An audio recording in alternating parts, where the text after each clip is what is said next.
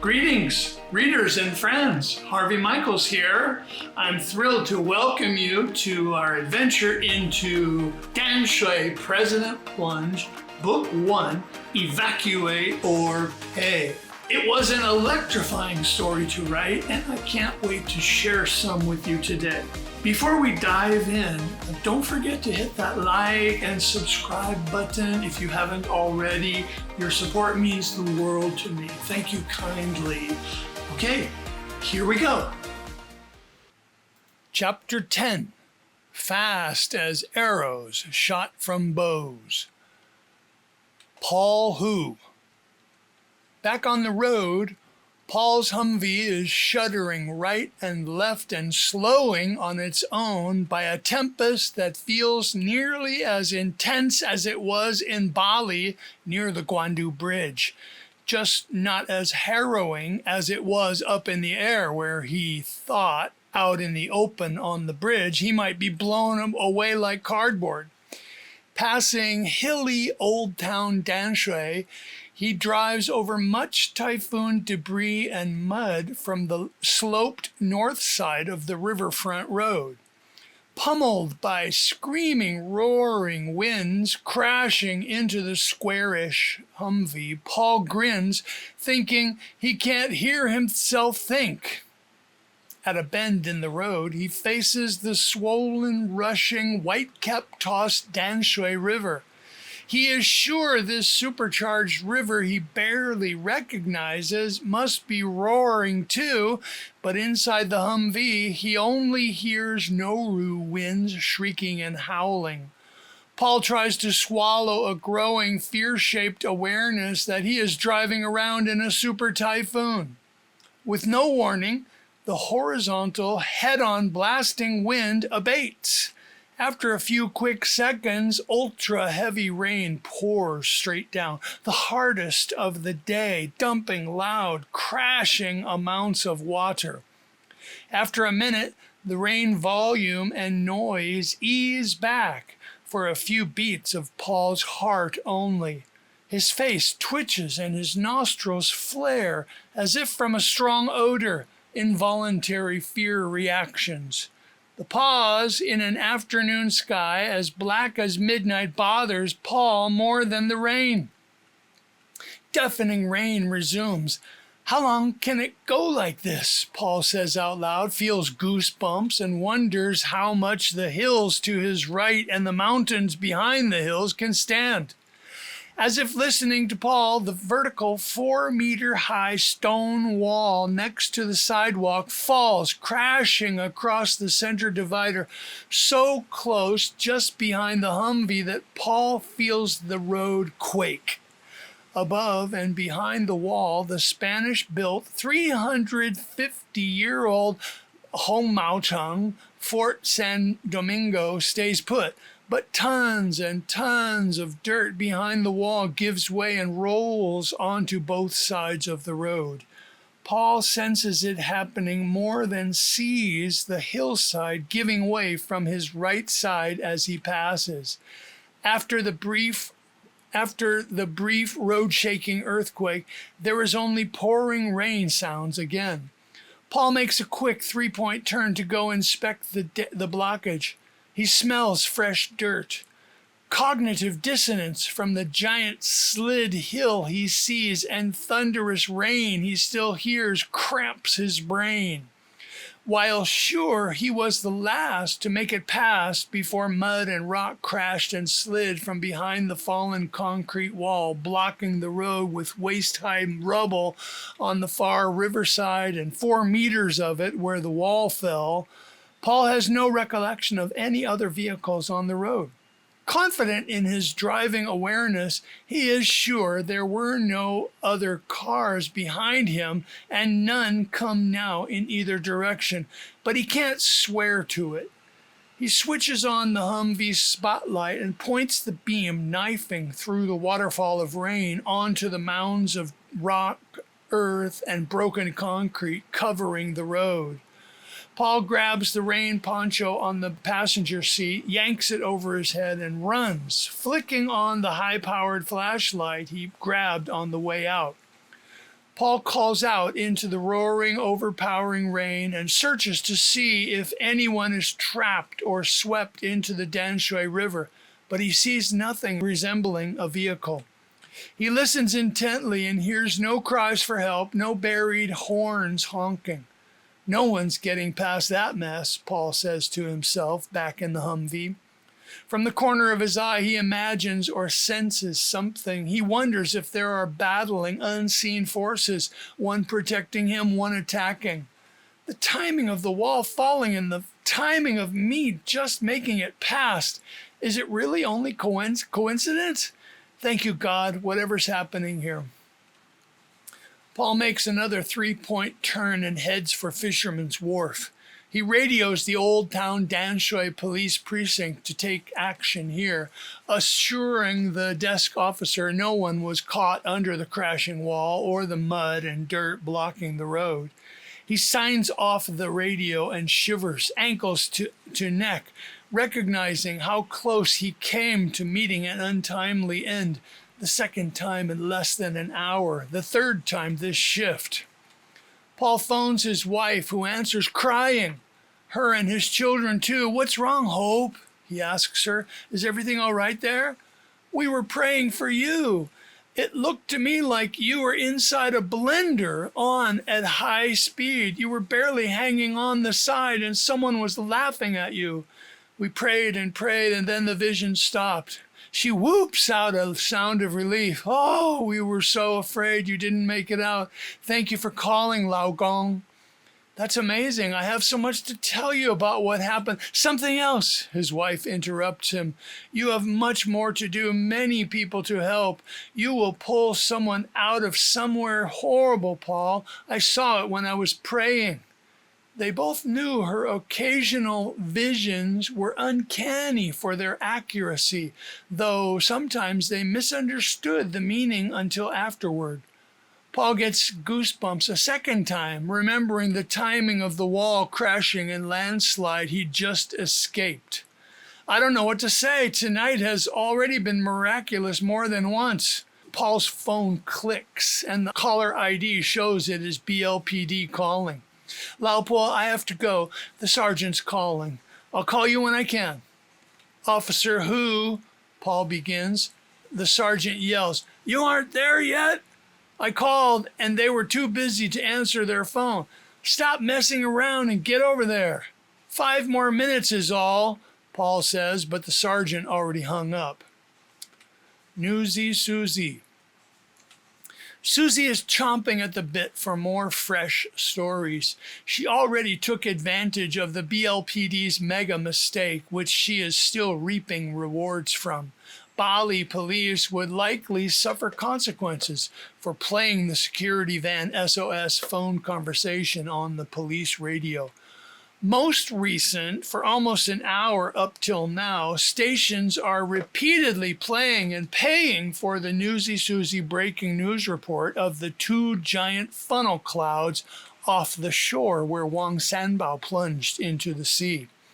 Those are big successes for her, but the next story is tricky. She pounds the desk in slow motion and then does her double facepalm move each 3 times, and she still can't decide what to do. Susie is wrestling with herself about whether to release the audio report she just finished, the edited BLPD officer's live radio comments from an hour ago. They sound ridiculously foolish and paranoid in the finished clip. Susie isn't sure if she should send it out or how she should send it out, as news or as some satire piece later. Cops foolishly shooting their mouths off on a police band is newsworthy, but maybe it's too controversial to submit as news right now, especially editing it to imply they were saying something other than they were. Kitty, give me a coin in the top drawer of that desk, please. She passes Susie a $50 gold-colored coin. What's up? Heads, we release the Bali cop radio gaffes. Tails, we don't. But I hope I know what I really want to do when the coin is in the air.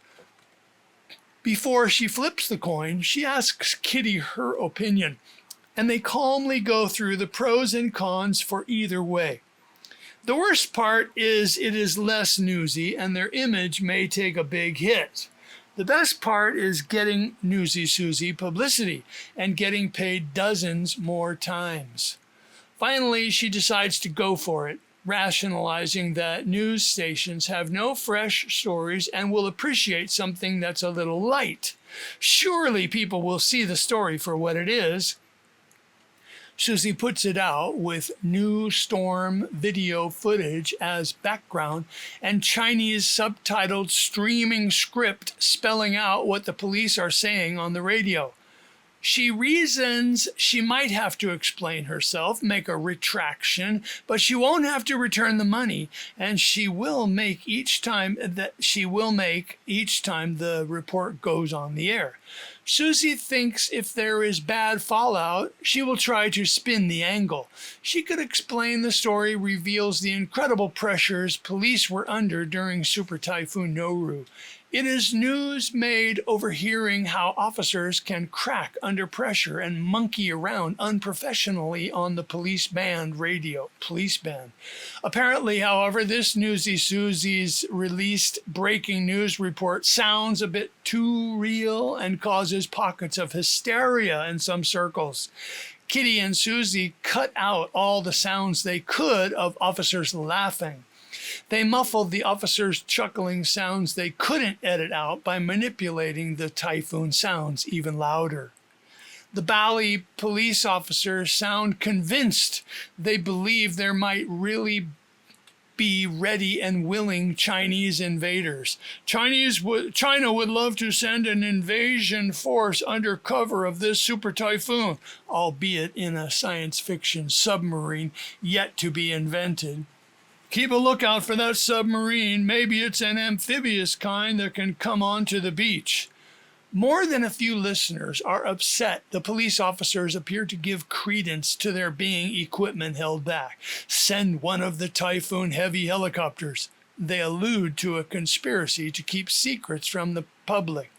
Secret underground bunkers and secret equipment.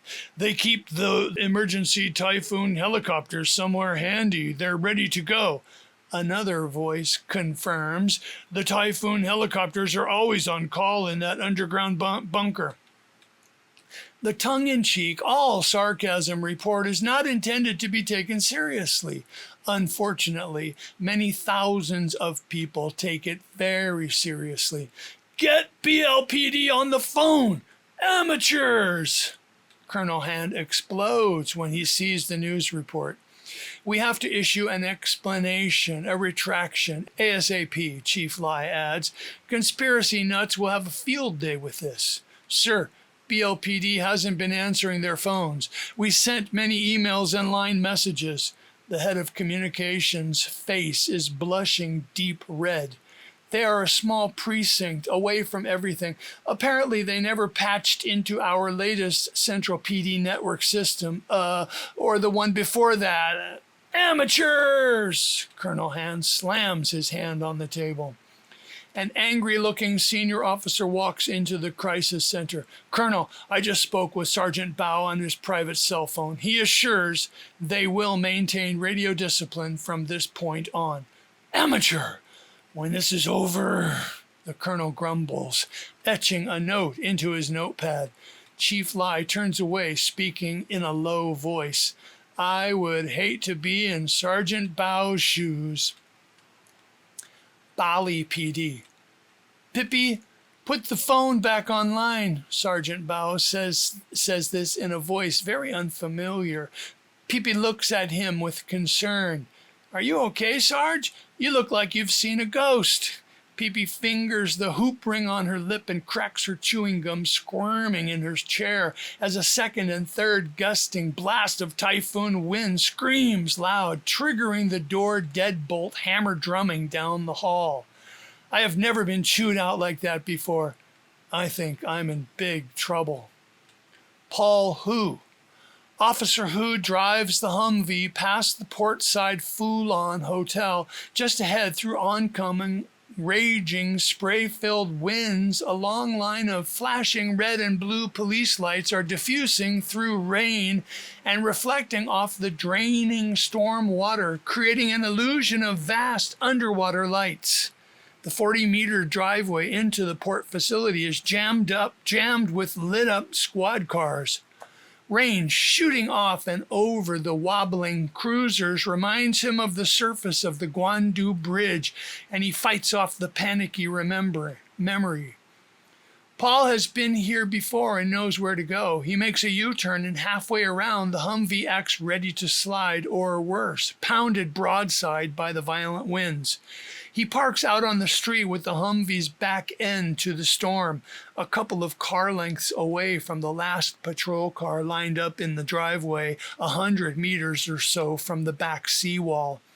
Still in his plastic poncho, Paul steps out into the typhoon and has to lean far into the furious, squalling wind, flapping his cheeks and eyelids, wishing again he had the goggles he borrowed and left in the Bali squad car.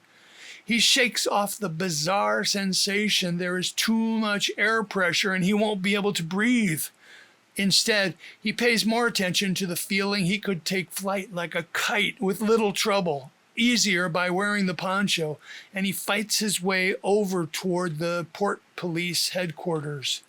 As Paul walks by, staying to the west side of the line of police cars offering partial shelter from the savage winds, he sees an old tank of a Volvo with its engine running, parked facing into the wind. The Volvo is parked on the side of the port police headquarters on a declining patch of grass, hemmed in by the bumper-to-bumper police cars from different precincts, evidenced by different markings on the cars. The Volvo couldn't back out if it wanted to. When he gets nearer, Paul sees two people inside the Volvo. He also notices over the roof of the Volvo in the distance 2 lit construction mannequins waving in front of a glistening steel ramp. Over at the dockside forward corner of the HQ building, some unfortunate young cop is hugging a light pole, stuck in the fully gusting gale force winds. One false step and he would be blown down the grassy slope he was on top of into the water by the docks. Paul guesses he intended to direct the jammed up line of cars next to the Port Police HQ back to the street behind them. Paul wonders why the marooned officer didn't simply try to make contact on the radio or call the precincts for cell phone numbers of the men in the cars. No cruisers are moving, and the police officers are all sitting inside them, probably listening to their radios and smartphones for how to proceed. "I'll be there in a minute after I check in," Paul says in the poor guy's direction as he turns to the front door of the Port Police HQ. Paul walks in the first floor main entrance and stands in the long doorway, catching his breath, stamping his feet on the extra-large long doormat. Turning inside after the walkway, the first floor space of partially lit rooms and cubicles appears empty. Paul walks forward and hears voices to his right from upstairs. "Hello?" Paul calls out. Paul starts to walk upstairs, but stops when someone starts down quickly, calling to Paul at the same time. Chief Pan himself runs down to him. His hands are out at his waist, bouncing like flippers. "Hello, hello. What do you know? What can you tell me?" Paul ignores the role reversal he walked into and answers the question. "The guy you put downstairs is holding onto a light pole for dear life. He looks like he's about to fly into the drink." "Who? What guy? Who?" The chief's sparse hair and demeanor are disheveled.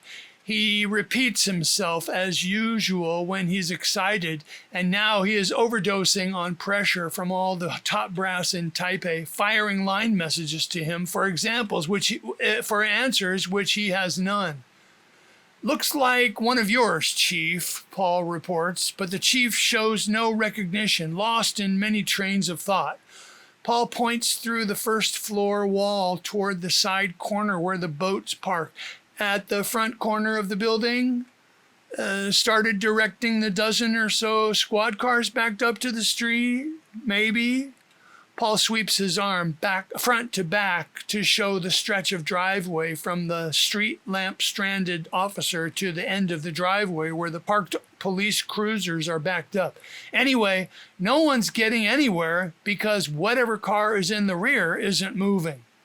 Something dawns on the chief. He moans, "Oh, the rookie took us seriously." "May I make a suggestion, sir?" Paul's hands are at his side with his hat under one arm. "Please do, Officer Who." He loudly reads from Paul's name badge through the clear rain poncho. The chief's words bellow awkwardly loud when the storm sound abates for a moment just then. Someone can coordinate communications with the cars in the driveway, maybe put together a line group call and get them to back out onto the street. The way they're parked now, these crazy winds broadsiding might roll the further cruisers back. Paul gulps to swallow his fresh memory of a wind-rolled car. They need to know there is no parking lot inside here. Paul points in the direction he refers to as he speaks.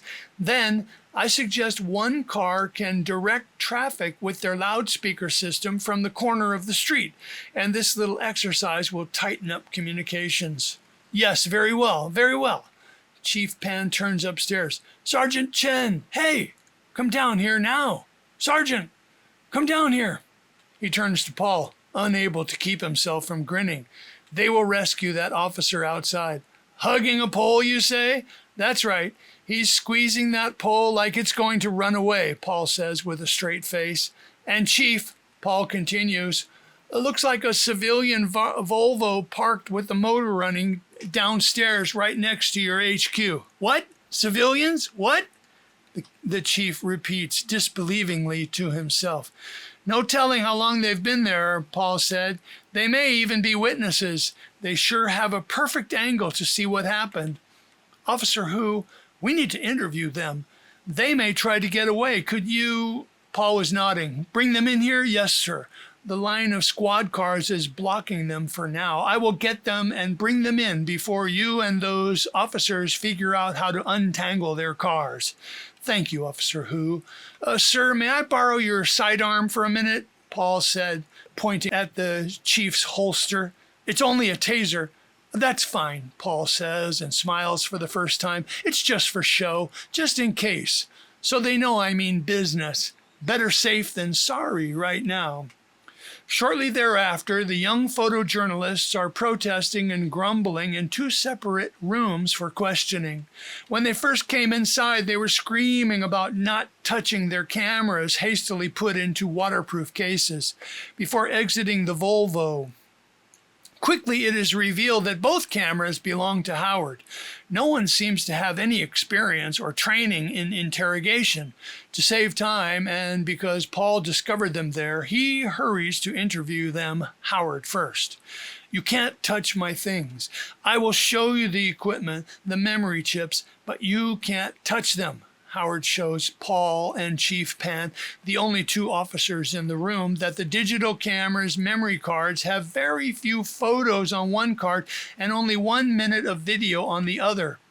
Howard demands immunity from prosecution for any charge before he will say what they were doing there, just as Susie prepared him to say if he had to talk. After Paul slams his hand down a few times on the table, asking louder and louder, Howard cracks and says they were hired to park and shoot the seawall with video and photos from 10:30 until 4:30 and send the images over the internet to their employer every 15 minutes, erasing the memory after it was confirmed that it was received. "We signed a contract," Howard says. "I can't break the contract conditions." Paul never budged from his mean face. "You show me that contract right now." "I don't have it here. It's at home. Maybe my mom can bring it." Howard is near tears. Paul thinks maybe the chief is too, but from suppressing a laugh. The chief steps outside for a necessary minute. Paul slams both of his fists on the table. You saw what happened. You know you have to cooperate right now. Tell me who that person is or you're going to jail with a broken nose. Paul shook his fist next to Howard's nose for emphasis. After some dust settles, Chief Penn and Paul huddle in the big operations room. Have you heard of this reporter, Newsy Susie? Paul asks. Paul looks at his smartphone and over Chief Penn's shoulder at the chief's open laptop. Both of their quick internet searches show her name and the listings of her stories and bylines stacked up today. Paul speaks up first. Before today, she looks like a normal enough reporter person to me, but she's got to know much more of this story than anyone else. Paul understands the higher the rank, the more hesitant officials are to take initiative, but he feels he has to push the chief, who is quiet with his own thoughts. Chief, I think we should call this Newsy Susie right now on this phone and ask her some hard questions. Paul pauses and the chief still does not speak. We can't wait. We will do everything by the book and see what she says.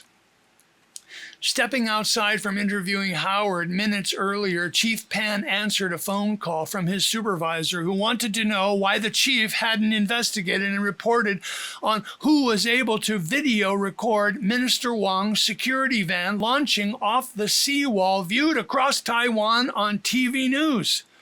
Shocked by the revelation, but recovering in a heartbeat without asking, "What video are you talking about?" Chief Penn reported in an unemotional monotone that they were interviewing the photographers as they spoke and hung up on his boss. Officer Hu, I agree. Let's you and I make the phone call together right now. Then he called out into the main room, "Turn that TV back on."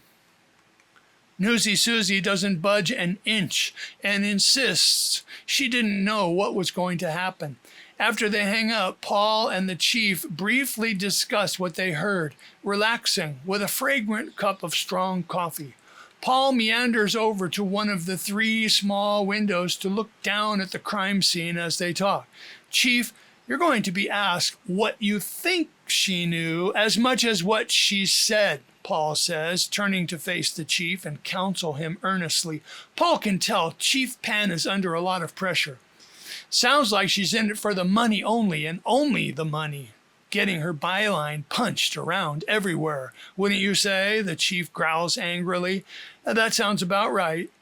She didn't say so. She didn't say in so many words, but one conspirator had to get her ready for this, the chief thinks out loud to himself, to get maximum publicity. Well, they sure got it. The news is all over the story, and it's turning into a frenzy.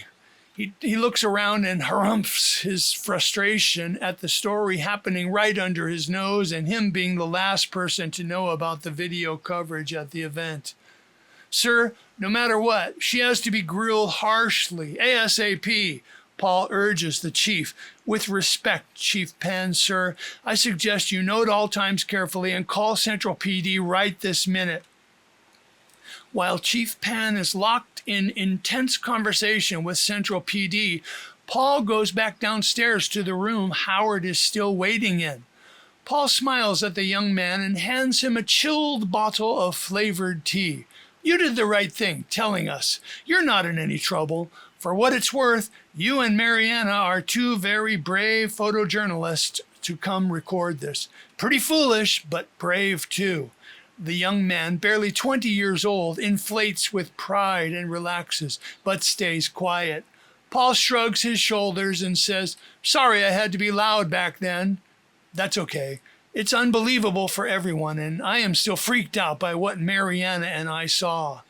Howard starts to motor mouth about what he saw and what he knows, just what Paul hoped he would do. Paul keeps him talking about anything and everything Howard observed from when the van pulled up until it launched, while Paul records the conversation on his pocketed smartphone. He tries to get Howard to tell Paul more about what Newsy Susie said each time they spoke on the phone.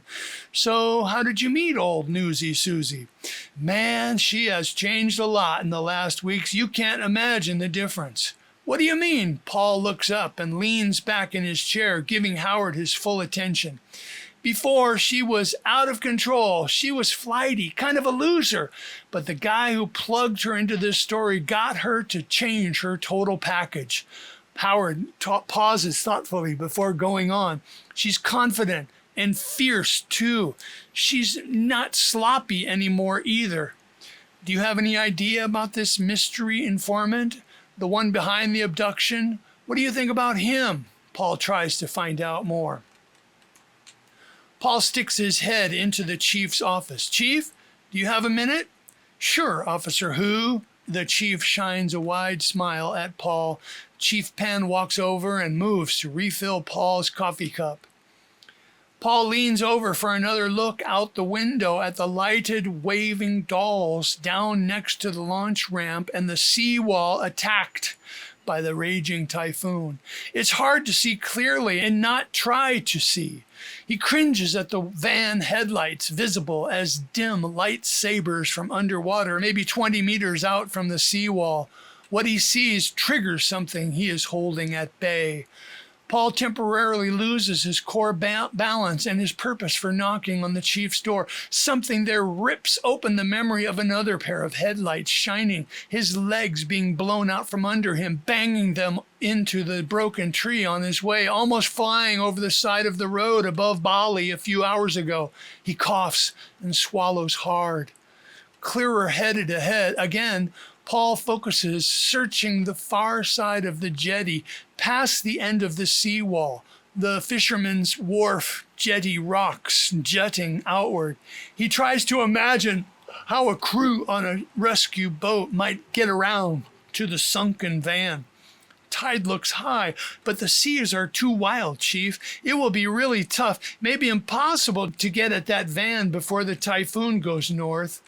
Standing at the window, hammered by explosive wind and horizontal rain squalls, Paul remembers more rising panic, recalling a compact car jerking in tornado-level wind on the Guandu Bridge, and the still fresher memory of barely clearing the crashing stone wall, mud and rock slide maybe 2 kilometers up the road.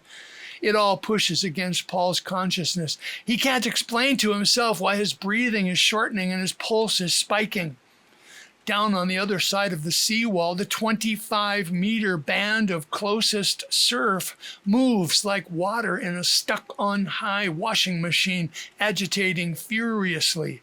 Further out, Paul sees the sea bouncing in places as if a dozen mines are exploding one after the other, where the shallow man-made reef makes the bizarre pop-up waves more than 50 meters from the seawall. Waves break and disintegrate wildly on the reef there.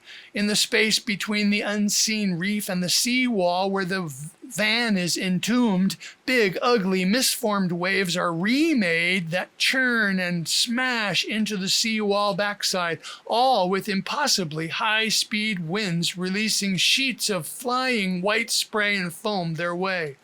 Paul's fisted knuckles show white. His breath catches, resisting memory flashes of his day and trying to get a clear picture through the small window. Nobody wanted to get a better view when they built this fortress? Chief Penn shakes his head, answers in a quiet voice. You can imagine how many times we've thought of that today, but honestly, before today, hardly anyone noticed. He gave Paul a few minutes at the window with his thoughts. Now the chief walks over, squeezes and pats Paul's shoulder. You're right about how difficult raising that van will be, but some high-ups want us preparing for an emergency salvage operation ASAP. Paul turns down and blinks hard, hiding some seconds of shudders, coughs, and swallows, still fighting his own reveries. His head jerks up. Sounds dangerous. Just look at that. He points as a wave hits the wall, setting loose surf spray that flies fast as arrows shot from bows. You'd have to get in and out fast. There's no shelter once you clear the jetty. Who could survive in that water? Or Paul stops himself before he blabbers on about anyone stuck on the backside wall. His breathing is still fast and shallow. Right now, we port police are strained to the breaking point against a list of nightmare duties we were never designed for, never trained for, never supplied for. Chief Pan squeezes Paul's shoulder again and gently motions to a chair. We prevent smuggling and register incoming and outgoing boats and people on the boats. We aren't here to stop any large assault crimes or put together an emergency salvage rescue. There is no military base here. Paul nods, understanding, breathing easier, but you have to bite your tongue and make contingency plans on the fly. Chief Pan sighs. That's about the size of it. Paul slaps his forehead, remembering why he knocked. But anyway, I've got something for you, Chief. What's that? The chief studies Paul attaching a cord to his phone and plugging the other end to the chief's laptop. First, tell me you will leave my name off any port police procedure records. What are you talking about, who? The chief says, suddenly defensive. I'm uploading from my phone to your laptop about 20 minutes of an extended interview with that Howard kid. Paul explains without looking up. There, it's on your front screen right there called Howard. Go on, Officer Who. Don't get too excited, sir. The kid doesn't say that much, but you can submit it to Central PD as follow-up. Paul clears his throat and puts his palms out to show he's overstepped his bounds. Sir, it's none of my business, but I hope you will do what you can to protect yourself until this is all finished. What do you mean? Exactly. Chief Pan leans forward. The port police probably did nothing wrong, but you know how it is with the top brass. They need someone to blame. The chief finishes his sentence. Yes, sir. Paul nods his head grimly. They will try to grill you, and you know you have to take it, even though people here are mostly bystanders, and you obviously run a tight ship by the book. Thank you, Officer Who, Chief Pan says, more relaxed now. What about what you said about your name on something? Sir, it would look better if it were someone in your department who did the first interview with you and Howard. And that includes the follow-up interview you have there. Paul points at the Howard screen icon. Officer Who, the chief begins. I would be honored if you would call me Paul, sir, Paul says and smiles. Okay, Paul, okay. It would not really be fair to you if... Paul stands and interrupts him. Sir, I insist you promise. Shake my hand and tell me you will only refer to Officer Who and never say I am Paul Who of Bali PD. Paul holds his hand out and furrows his eyebrows until the chief stands and shakes hands. Officer Paul Who, you are a most honorable man. The chief clenches his lips in displeasure at the oath he just took. To tell you the truth, sir, I think my commanding officer would just get mad at me for overstepping my bounds. Paul looks down, not wanting to make excuses or speak ill of anyone in his precinct, no matter what they did to him. I know some of it, Paul. Your sergeant is in seriously hot water for having loose lips on the radio today, and that's probably just a sign of rot in the boat, letting water seep in. Trouble is probably just what your precinct needs. The chief has been reading a citywide police line network brief about BLPD's plight. Sounds like a heap of problems over there neglecting flood prevention for your own vehicle parking facility besides the radio screw-ups. They are lucky there are no casualties so far from their negligence. Heads would not only roll, people might go to jail. Paul says nothing, but a nodding, deep sigh escapes his chest as he continues to look down and away. The chief takes it all in and shakes his head. It's too bad we're in different agencies, Paul. I would transfer you and promote you in a heartbeat if I could. You're too kind, sir. Paul looks up with clear eyes and a big smile, a relief to Chief Pan. Everything always works out for the best eventually, Chief. Just remember your promise, please, to keep my name off any part of the procedures this evening. Officer Who, is that why you're out on this night alone with no sidearm? Because of your sergeant's command? Paul's silence is the chief's answer. Do me a favor, Paul. Sure, Chief, name it. Wait for a few minutes while I take care of something, the chief says. Have some more of our excellent coffee. Sounds good, Chief. Your coffee is top shelf quality for sure. 10 minutes later, Chief Pan appears next to Paul, who is ready to put on his rain slicker. The chief has a big grin on his face. Thanks again, Paul. Central PD is very pleased with the follow-up interview. Technically, the boy was potentially legally unrepresented, but we were right, considering the circumstances, blah, blah. The chief swings his head, comically emphasizing blah, blah. Thank you, my friend.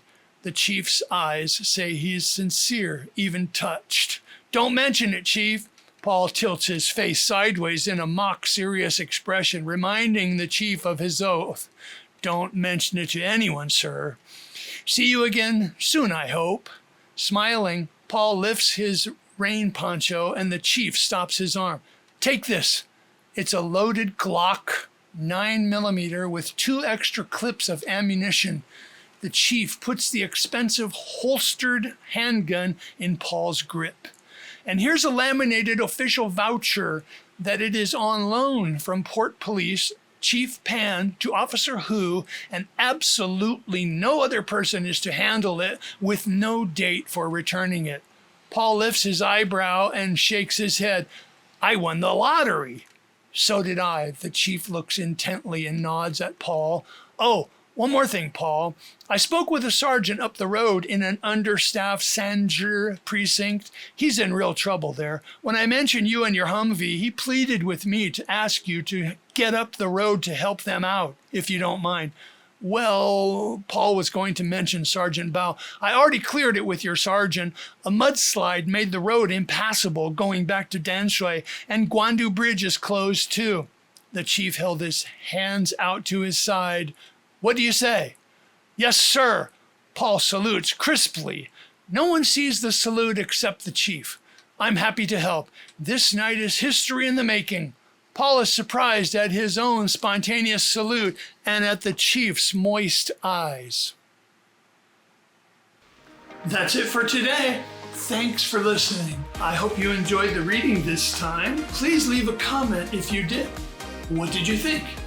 Remember, sharing is caring, so please do tell a friend who would like to join us here. If you are enjoying the journey, I'd be so grateful if you would be a supporter and pick up a copy of Danshui President Plunge on Amazon and leave a review. Until next time, take care. I look forward to seeing you here again. See you then.